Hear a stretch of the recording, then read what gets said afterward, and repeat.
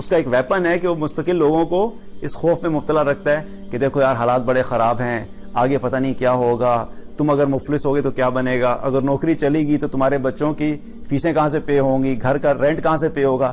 مستقل وہ اس ٹول کو استعمال کرتا ہے لوگوں کو خوف و ہراس میں مبتلا کرنے کے لیے۔ ایک چیز وہ کیا کر رہا ہے، لوگوں کو اللہ کے راستے میں خرچ کرنے سے روک رہا ہے۔ دوسری بات وہ کیا کہہ رہا ہے، وَيَأْمُرُكُمْ بِالْفَحْشَاءِ، ساتھ ساتھ وہ لوگوں کیا کر رہے ہیں، بے حیائی کا حکم دیتا ہے، وہ تمہیں بے حیائی والے کام کرنے کا حکم بھی دیتا ہے۔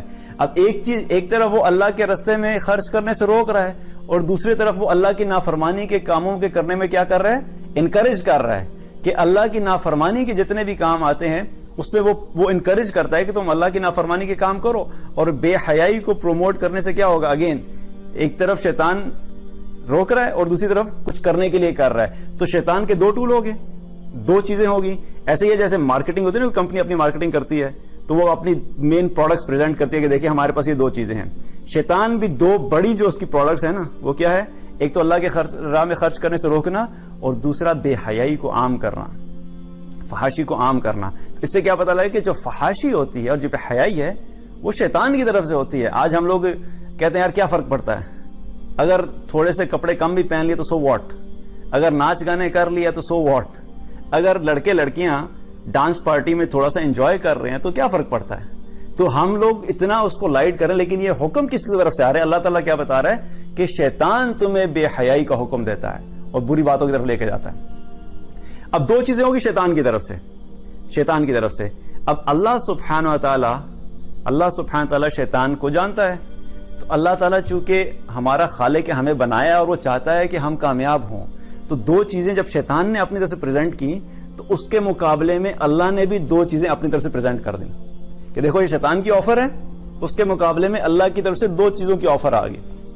وہ کیا ہے، واللہ یعدکم المغفرہ واللہ یعدکم مغفرۃ منہ، اللہ تعالیٰ اپنی طرف سے تم سے مغفرت کا وعدہ کرتا ہے، اور دوسری کیا ہے، وفضلا، اور اپنے فضل کا بھی وعدہ کرتا ہے۔ اب دو شیطان نے کی، فقر اور فحاشی، بے حیائی، اور دو اللہ کی طرف سے آ گئی، مغفرت اور فضل۔ اور یہاں پر ایک اور خوبصورت بات کیا ہے کہ آپ یہ دیکھیں کہ جب ہم کسی چیز کا سوال، جو کوشچن نمبر 1 ہوتا ہے، اس کا آنسر ہم پہلے دیتے ہیں۔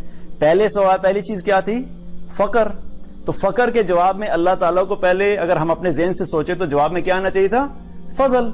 اور دوسری چیز کیا تھی، فحاشی، اور اس کے مقابلے میں بعد میں مغفرت آنی چاہیے تھی۔ لیکن اللہ تعالیٰ نے رپلائی میں چیزوں کو الٹا کر دیا۔ کیا مطلب کہ جب جو ہی کہا کہ وہ فحشاء کا حکم دیتا ہے تو اللہ نے فوراً ہی کہا کہ اللہ تمہیں مغفرت کا وعدہ کرتا ہے۔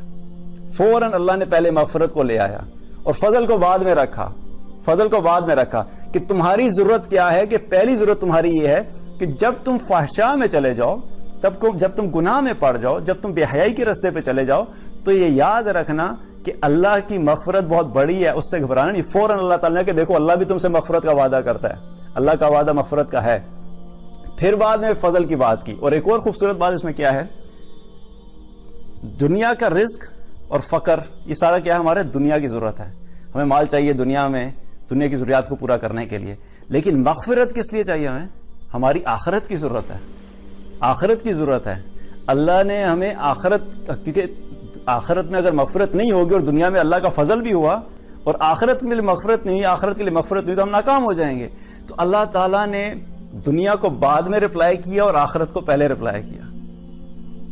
شیطان نے پہلے کیا بات کی، الفقر، دنیا کی چیز، فحشاء، دنیا کی چیز۔ اللہ نے آخرت کی پہلے بات کی، مغفرت کی چیز، اور فضل کی بات کی بعد میں، دنیا کی چیز۔ دنیا کو بھی چھوڑا نہیں اللہ نے، ایسا نہیں ہے کہ اللہ نے یہ کہہ دیا کہ نہیں صرف تمہارے لیے آخرت ہی ہے، دنیا نہیں ہے، دنیا بھی ہے لیکن پہلے اللہ کی مغفرت۔ دین کی بات پھیلانا صدقہ جاریہ ہے، ثواب کی نیت سے ویڈیو کو شیئر ضرور کیجیے۔ جزاک اللہ۔